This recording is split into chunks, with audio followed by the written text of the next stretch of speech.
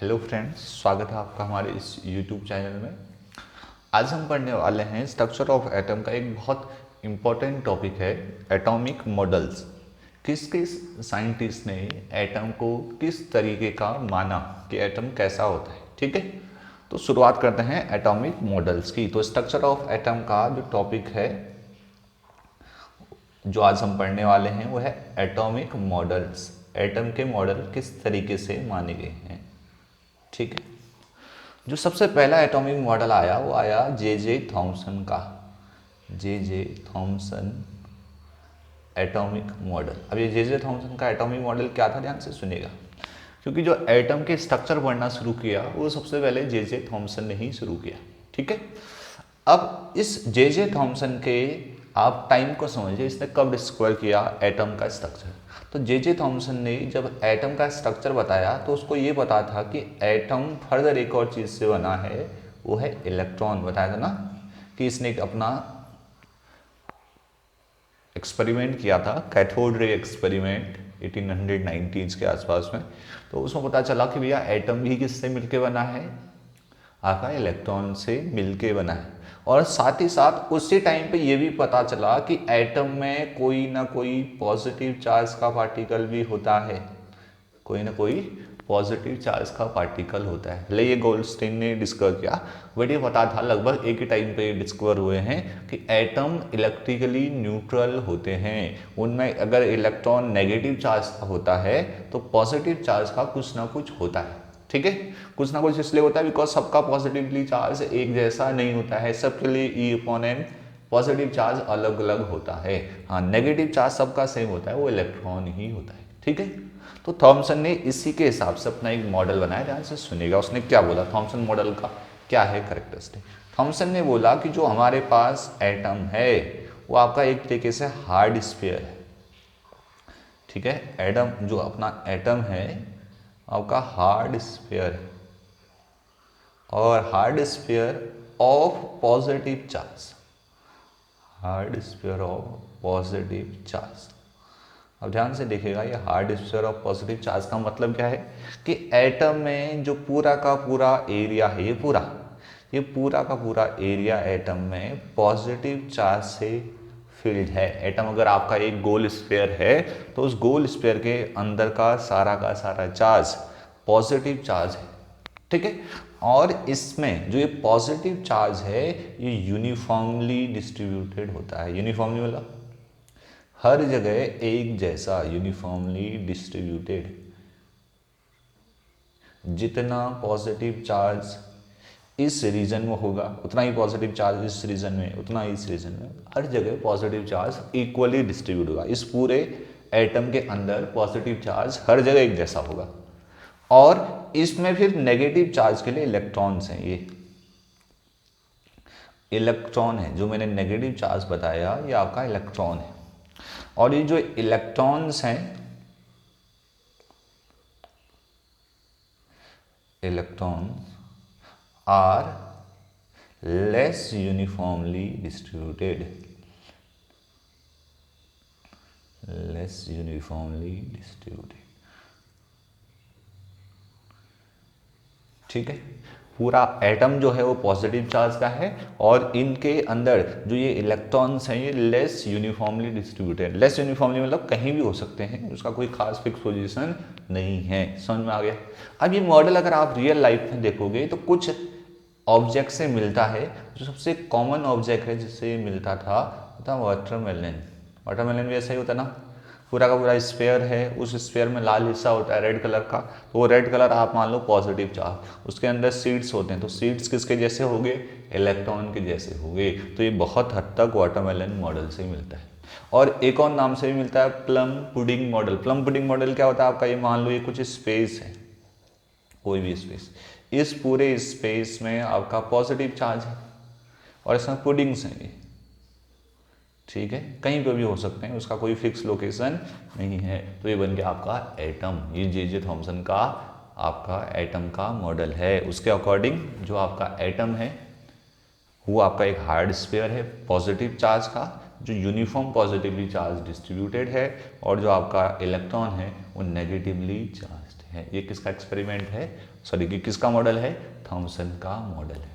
ठीक है, अब इसके लिमिटेशन क्या है वो बता देता हूँ। एडवांटेज तो ये है, इसने एक चीज़ को प्रूव किया या एक चीज़ को कंसिडर किया कि एटम इलेक्ट्रिकली न्यूट्रल होते हैं, जितना इलेक्ट्रॉन नेगेटिव चार्ज होता है उतना ही उसमें पॉजिटिव चार्ज होता है। इसका मतलब क्या हुआ कि अगर मैं हाइड्रोजन का एटम बोलूँ, अगर मैं आपको हाइड्रोजन का एटम बोलूँ तो आपको पता है हाइड्रोजन में सिर्फ एक इलेक्ट्रॉन होता है, तो उसका एटम छोटा होता है, तो इसकी वजह से जो स्फीयर होगा काफ़ी छोटा होगा। इसमें जो पॉजिटिव चार्ज हो यूनिफॉर्मली डिस्ट्रीब्यूटेड होगा और इलेक्ट्रॉन एक ही होगा, वो कहीं भी हो सकता है, जो नहीं सेंटर में हो, इधर लेफ्ट राइट कहीं भी हो सकता है। अगर इसकी जगह मैं कार्बन बोलता तो आपको पता है कार्बन में, शायद पता होगा कार्बन में कितने इलेक्ट्रॉन्स होते हैं, 6 इलेक्ट्रॉन्स। कार्बन में 6 इलेक्ट्रॉन्स होते हैं।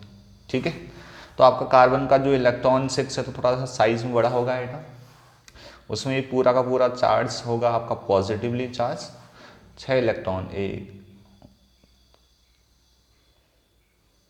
कहीं भी हो सकते हैं, तो टोटल उसमें 6 इलेक्ट्रॉन्स होंगे। अगर यही चीज़ मेरे को कोई सोडियम के लिए बोलता तो सोडियम के लिए एटम और बड़ा हो जाएगा, जो स्फीयर है वो और बड़ा हो जाएगा, पॉजिटिव चार्ज उसमें यूनिफॉर्मली डिस्ट्रीब्यूटेड रहेगा, इलेक्ट्रॉन्स आपके 11 होंगे।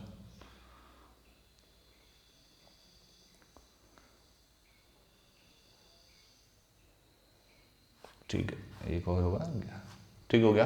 तो टोटल इलेक्ट्रॉन्स कितने होंगे, 11 इलेक्ट्रॉन्स होंगे, खुद का पूरा एटम पॉजिटिवली चार्ज होगा। ये थॉमसन का मॉडल है।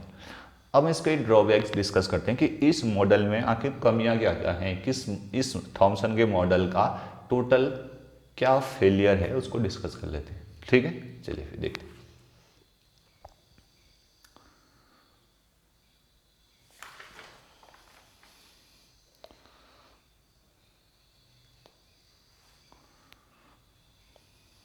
अब इसके ड्रॉबैक्स देखने से पहले आपको समझना होगा, एक एक्सपेरिमेंट आएगा रदरफोर्ड का, जो आपने शायद नाम पहले सुना होगा, गोल्ड फॉइल एक्सपेरिमेंट। ये रदरफोर्ड का है, गोल्ड फॉइल एक्सपेरिमेंट।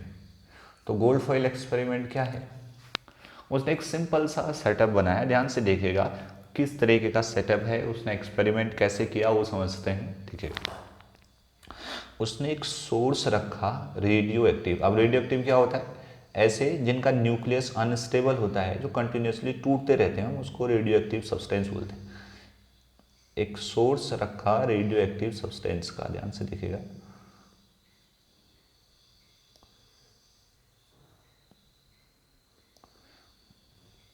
ये एक लेड का बॉक्स है। लेड ऐसा होता है ज़्यादातर रेडियो एक्टिव सब्सटेंस को रोक लेगा, सिर्फ एक नैरो बीम को ही पास होने देगा, वरना किसी भी डायरेक्शन में निकल सकता है। इसके अंदर यहाँ पर हमने ये रेडियो एक्टिव सैंपल रखा है,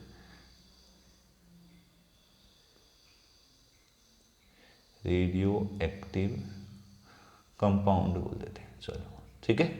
और जो बाहर से ये लगाया है ये आपका लेड का बॉक्स है। लेड बॉक्स क्या करेगा, ज़्यादातर रेडियो एक्टिव रेज को रोक लेगा, सिर्फ एक रे ही या बहुत इस डायरेक्शन में रे जा पाएंगे, बहुत कम जा पाएंगे, ज़्यादातर को ये इतना एरिया ब्लॉक कर लेगा।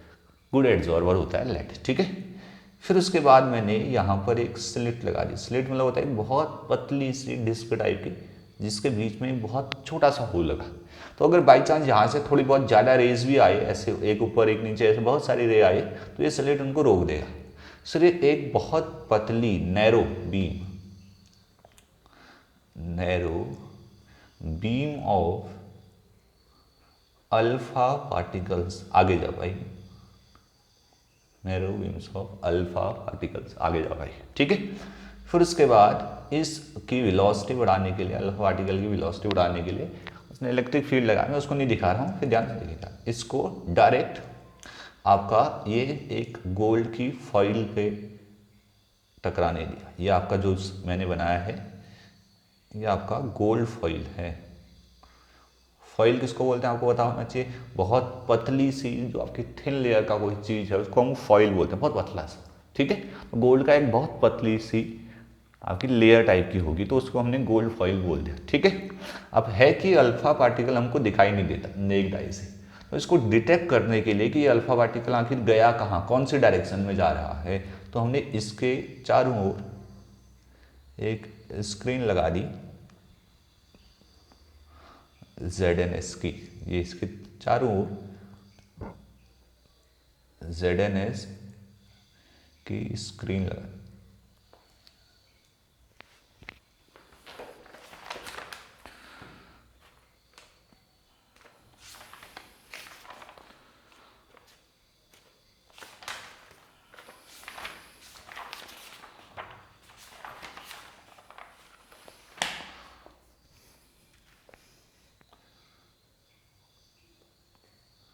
अब ध्यान से देखिएगा, मैंने इसके चारों ओर क्या लगा दी, ZNS की स्क्रीन लगा दी।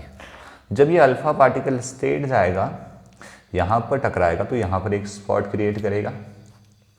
अगर ये थोड़ा सा डिफ्लेक्ट हो जाएगा, यहाँ पर जाएगा तो यहाँ पर स्पॉट क्रिएट करेगा।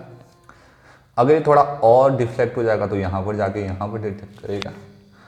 ये यहाँ अगर पूरा ही बाउंस बैक हो गया तो यहाँ पर करेगा। मतलब कहने का मतलब ये है कि जो ZNS स्क्रीन है, इस पे जब कोई हाई एनर्जी का पार्टिकल आके टकराता है तो स्पॉट क्रिएट कर देता है, एक आपका वहाँ पर निशान मार्क टाइप का हो जाएगा। आपको पता चल जाएगा कि वो सीधा गया, लेफ्ट गया, राइट गया, कहाँ गया, आपको पता चल जाएगा। ठीक है, अगर राइट आएगा तो इस डर है, यहाँ पर टकराएगा, यहाँ पर स्पॉट क्रिएट कर देगा, यहाँ जहाँ भी जाएगा वो। ठीक है, कोई दिक्कत नहीं। पहले आपको समझना होगा कि ये आपका गोल्ड फॉइल एक्सपेरिमेंट कैसे किया। लेड का बॉक्स है ताकि ज़्यादातर रेडियो एक्टिव के जो डीके हैं, जो भी चीज़ रिलीज हो रही है उसको एब्जॉर्ब कर ले।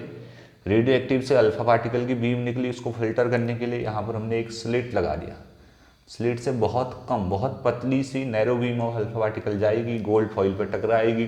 गोल्ड फॉइल के चारों ओर हमने ZNS का स्क्रीन लगा दिया। ठीक है, और क्यों लगाया ZNS का स्क्रीन? ताकि हम गोल्ड की जो अल्फा पार्टिकल है वो बीम को हम डिटेक्ट कर सके को कौन सी डायरेक्शन में मूव की। ठीक है, अब आगे देखिएगा, आपकी उम्मीद क्या थी, एक्सपेक्ट क्या कर रहे थे, ध्यान से देखिएगा। अगर एटम आपका हार्ड स्फीयर होता है, ध्यान से देखना, मैंने एटम को माना हार्ड स्फीयर है, और हार्ड स्फीयर वो भी पॉजिटिव चार्ज का। तो जब लेयर होगा तो बहुत सारे एटम एक दूसरे के साथ इस तरीके से अरेंज्ड होंगे। और जो ये एटम का अरेंजमेंट था, अगर मैं इसको ऐसा ही मानता, देखते रहना, सीखते रहना। जो ये है ये पॉजिटिव चार्ज, आपको पता है ना कौन सा चार्ज है, पॉजिटिव चार्ज।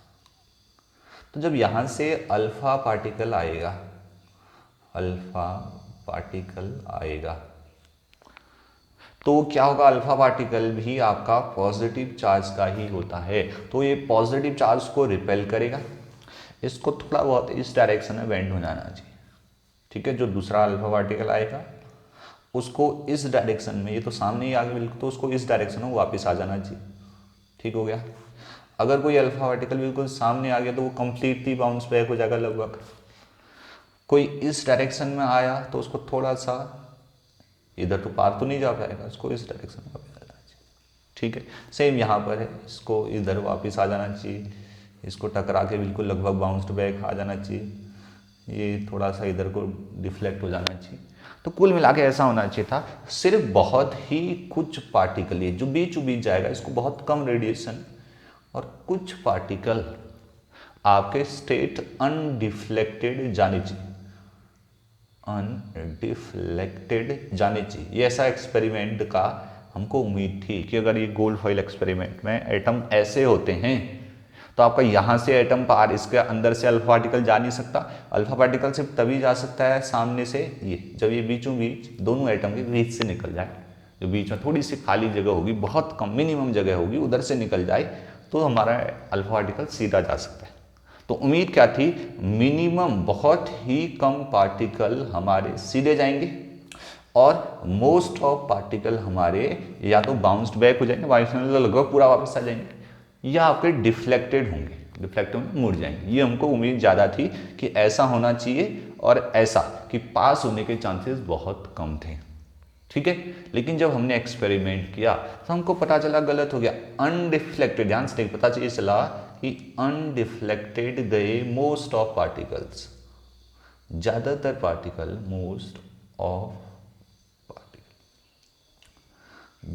उम्मीद क्या थी, अगर ऐसा है तो अनडिफ्लेक्टेड बहुत कम जाएंगे, क्योंकि बीच में एम्प्टी स्पेस बहुत कम होता है, ज़्यादातर हिस्सा तो पॉजिटिव चार्ज का है, पॉजिटिव को रिपेल करेगा, अल्फा पार्टिकल भी पॉजिटिव होता है तो वो पीछे को आना चाहिए। आगे जाने के चांसेस बहुत कम हैं। तो ये उम्मीद ये थी कि अनडिफ्लेक्टेड बहुत कम जाएंगे, पर जब एक्सपेरिमेंट किया तो अनडिफ्लेक्टेड बहुत ज़्यादा गए। ठीक है, नियरली 99% पार्टिकल अनडिफ्लेक्टेड चले गए। ठीक है, फिर आपका ये दे गया कि डिफ्लेक्टेड या बाउंस्ड बैक। बाउंस्ड बैक हमने ऐसा देखा कि बहुत कम 1 इन, बाउंस बैक में 1 इन 20,000, लगभग 20 या 25,000। तो इसका मतलब क्या हुआ कि बहुत कम पार्टिकल आपका टकरा के वापस आए, जबकि उम्मीद ये थी कि मोस्ट ऑफ पार्टिकल ने टकरा के वापस आना चाहिए। बट हुआ क्या कि ज़्यादातर पार्टिकल सीधे चले गए और बहुत कम पार्टिकल ही बाउंस्ड बैक मतलब टकरा के वापस आए, जबकि उम्मीद उल्टी थी, टकरा के बहुत ज़्यादा वापस आना चाहिए और अनडिफ्लेक्टेड बहुत कम पास होनी चाहिए। तो गोल्ड फॉइल एक्सपेरिमेंट ये था, उम्मीद ये थी, एक्सपेक्टेशन ये थी, और एक्चुअल में हुआ ये। अब इससे उन्होंने क्या किया, ध्यान से सुनिएगा। अगर मोस्ट ऑफ पार्टिकल आपके अनडिफ्लेक्टेड जा रहे, कुछ नहीं हो रहा है, खाली चले जा रहे स्टेट, तो इसका मतलब इतना स्पेस मतलब most of space in atom is empty, क्योंकि जब एम्प्टी होगा तभी एटम के थ्रू जो इलेक्ट्रॉन है वो पार चले जा रहा होगा। वरना अगर एटम का स्पेस ऑक्यूपाइड होता, पॉजिटिव चार्ज से ऑक्यूपाइड होता, तो उसको तो बाउंस बैक हो जाना चाहिए। अगर अल्फा पार्टिकल का, ये अगर मैं इधर पे बनाऊं कि अल्फा पार्टिकल ये एटम है, अगर आपका अल्फा पार्टिकल आया, अगर ये इसके अंदर से पेनिट्रेट करके आगे निकल जा रहा है, एग्जाम्पल के लिए होता है, अगर आगे चले जाए तो इसका मतलब ये स्पेस क्या होता होगा, एम्प्टी। अगर आपका ये एक और अल्फा पार्टिकल आया, ये इधर आया, एटम के अंदर से पेनिट्रेट हो गया, निकल गया, तो इसका मतलब ये स्पेस भी क्या होता होगा, एम्प्टी होता होगा। अगर एक और अल्फा पार्टिकल आया, एटम के अंदर से पेनिट्रेट हो गया, तो इसका मतलब ये स्पेस भी क्या होता होगा, एम्प्टी, क्योंकि अगर ये पॉजिटिवली चार्ज होगा तो पॉजिटिव चार्ज उसको रिपेल कर देगा, वो वापिस आ जाएगा, आगे नहीं जा पाएगा। तो अगर वो आगे जा रहा है तो इसका मतलब ये एक और अल्फा पार्टिकल आया, एटम के अंदर से पेनिट्रेट करके सीधा निकल गया, अनडिफ्लेक्टेड चला गया, तो इसका मतलब एटम का ज़्यादातर हिस्सा क्या होता है, एम्प्टी होता है। और बाउंस्ड बैक हो रहा होगा 1 इन 20,000 या बहुत सारे पार्टिकलों में से एक। तो इसका मतलब क्या हुआ कि जो पॉजिटिव चार्ज है, पॉजिटिव चार्ज इज कंसंट्रेटेड मतलब एक जगह पे इकट्ठा है, is concentrated on very small region या एरिया।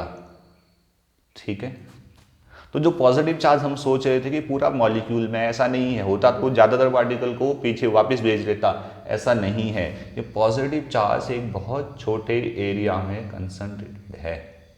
ठीक है, अब ध्यान से देखिएगा, एक लास्ट कंक्लूजन ये, अगर आपका पॉजिटिव चार्ज एक बहुत छोटे एरिया में कंसंट्रेटेड है, तो अगर मान लो यहां से एक अल्फा पार्टिकल आया, ठीक है, अल्फा पार्टिकल आया, अगर ये चीज हल्की है, लाइट है, तो अल्फा पार्टिकल जब इससे टकराएगा, ये अपने साथ इसको भी आगे ले जाएगा। इसको ऐसे समझ लो, ये देखिए यहां से एक बहुत हैवी पार्टिकल आ रहा है, अल्फा पार्टिकल है, इसको मान लेते हैं हाथी आ रहा है, रास्ते में एक चूहा बैठा है, तो अगर हाथी आएगा, चूहे को अपने साथ क्या करेगा, आगे मूव करेगा।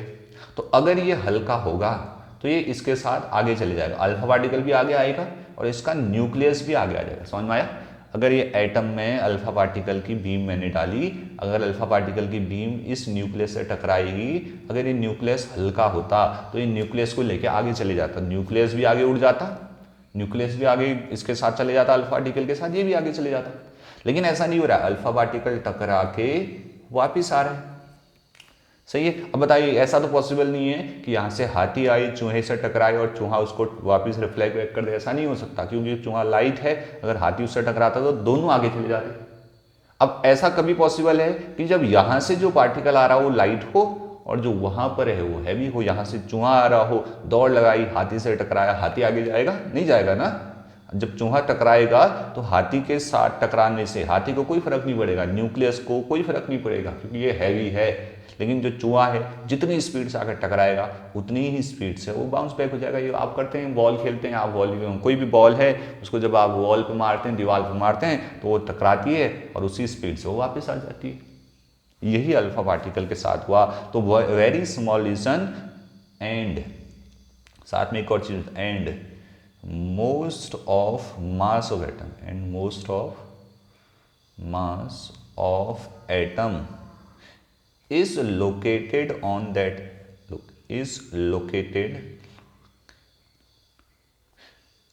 on that region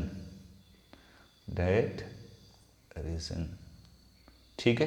तो आपको ये समझ में आ गया होगा ये पूरा का पूरा क्या कंसेप्ट है कि अगर आपका ये पार्टिकल जो है पार्टिकल इससे टकरा के बाउंस्ड बैक हो रहा है, वापस आ रहा है, इसका मतलब ये हुआ कि गारंटी है ये काफ़ी हैवी होता होगा।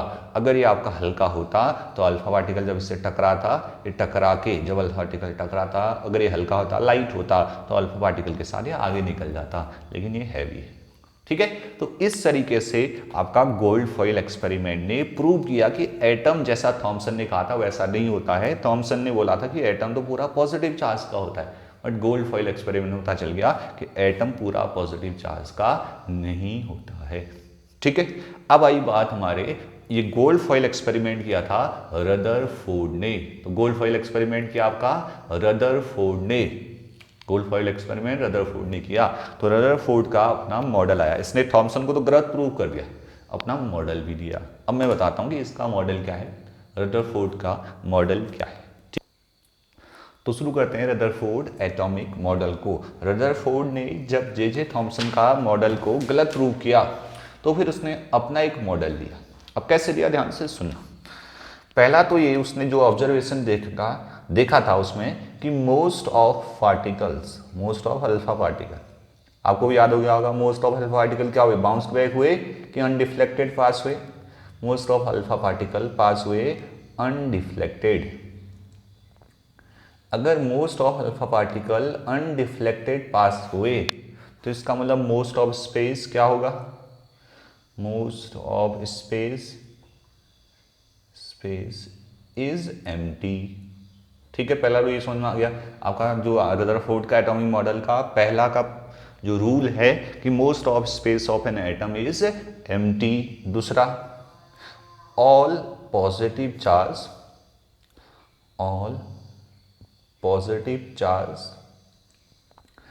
And nearly entire mass is concentrated, ये बताया ना,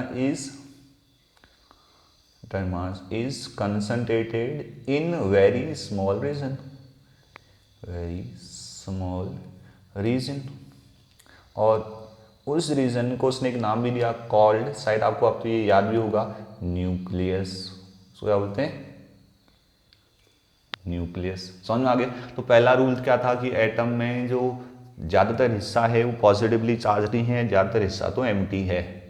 और दूसरा ये है कि जो उसका सारा पॉजिटिव चार्ज है और ज़्यादातर मास जो है पूरे में फैला नहीं है, बहुत छोटे रीजन में है, जिस रीजन को हमने न्यूक्लियस नाम दिया, हमने नहीं उसने नाम दिया nucleus.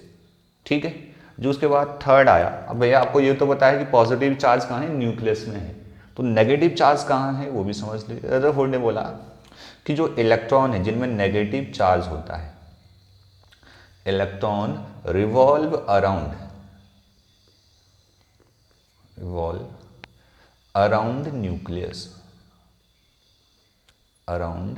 Nucleus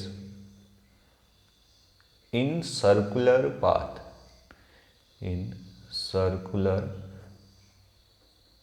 path known as